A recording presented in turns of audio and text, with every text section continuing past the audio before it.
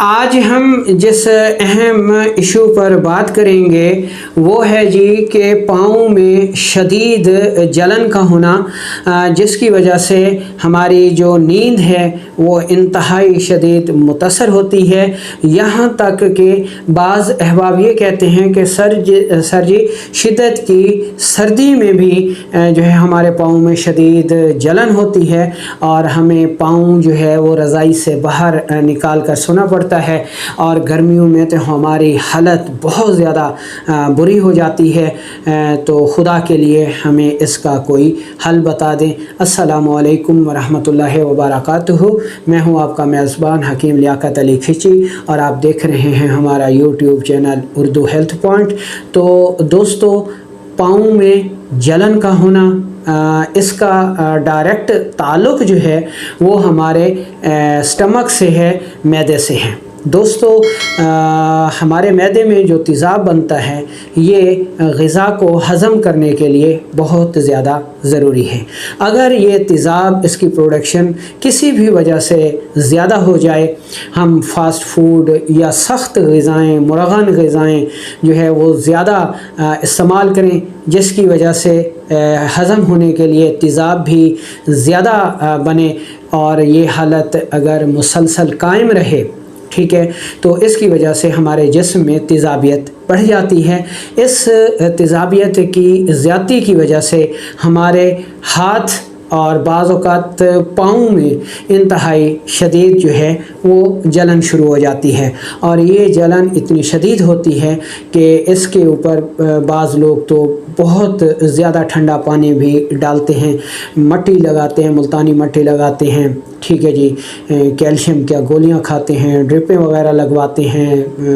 ٹھنڈک کے صفوف استعمال کرتے ہیں، لیکن یہ جلن جو ہے وہ جان نہیں چھوڑتی، ٹھیک ہے جی۔ تو بنیادی طور پر اب جب ہمیں اس کے سبب کا علم ہو گیا کہ پاؤں کی جو جلن ہے وہ تیزابیت کی زیادتی کی وجہ سے رونما ہوتی ہے، تو اب اس کا علاج جو ہے وہ ہمارے لیے بہت زیادہ آسان ہو گیا ہے۔ تو ہم نے کرنا کیا ہے دوستو؟ ہم نے یہ کرنا ہے جی کہ سب سے پہلے تو ہم نے اپنی غذا کی طرف توجہ کرنی ہے کہ تیزابیت، ترش کولا مشروبات، پکوڑے، سموسے، بریانی، یعنی ترش پھل، مرغن غذائیں، گوشت، مچھلی وغیرہ جو ہے، ان غذاؤں سے مکمل طور پر پرہیز کرنا ہے، اور ایسی غذا استعمال کرنی ہے جو کہ گرم تر سے تر گرم کے درمیان ہو، جیسا کہ کدو شریف ہو گیا، بکرے کا گوشت ہو گیا، دیسی مرغی ہو گئی۔ لیکن یہ جو بکرے کا گوشت ہے یا دیسی مرغی ہے، اس کے ساتھ ہم نے کوئی نہ کوئی سبزی ضرور ملانی ہے، جیسا کہ کدو شریف ہو گیا، سبز توری ہو گئی، بھنڈی توری ہو گئی، اروی ہو گئی، گاجریں ہو گئیں، مولیاں ہو گئیں، شلجم ہو گیا، ٹھیک ہے جی، جو کا دلیا ہو گیا، تلبینہ ہو گیا۔ تو یہ غذا ہم نے استعمال کرنی ہے، کیونکہ اس مز کا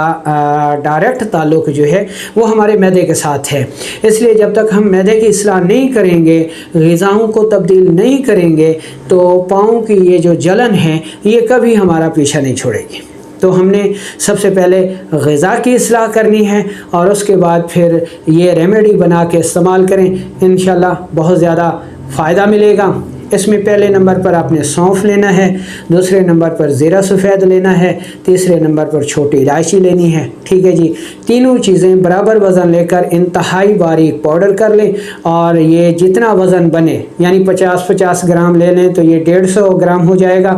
اور اس میں 300 گرام آپ نے کوزہ مصری ڈالنی ہے۔ جو شوگر کے مریض ہیں وہ کوزہ مصری نہ ڈالیں، ٹھیک ہے جی، باقی ڈال سکتے ہیں۔ کوزہ مصری ملا کے اس پاؤڈر کو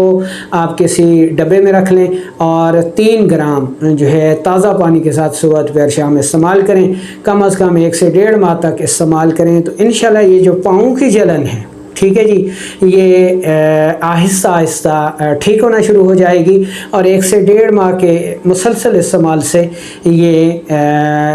مکمل طور پر اس جلن سے نجات مل جائے گی۔ یہ نسخہ بےحد افادیت کا حامل ہے۔ یہ نہ صرف جلن کو دور کرتا ہے، ٹائیفائڈ بخار میں بھی مفید ہے، ہائی بلڈ پریشر کو بھی کم کرتا ہے، الرجی میں بھی مفید ہے، پیشاب کی جلن اور تنگی کو بھی دور کرتا ہے، ٹھیک ہے جی، جلندار لیکوریا میں بھی مفید ہے، الرجی میں بھی بےحد مفید ہے۔ ایسے لوگ جن کو نیند نہیں آتی ان کے لیے تو آب حیات ہے۔ تو یہ نسخہ صرف پاؤں کی جلن کے لیے نہیں ہے بلکہ اور بھی بہت سارے مسائل کو ختم کرتا ہے۔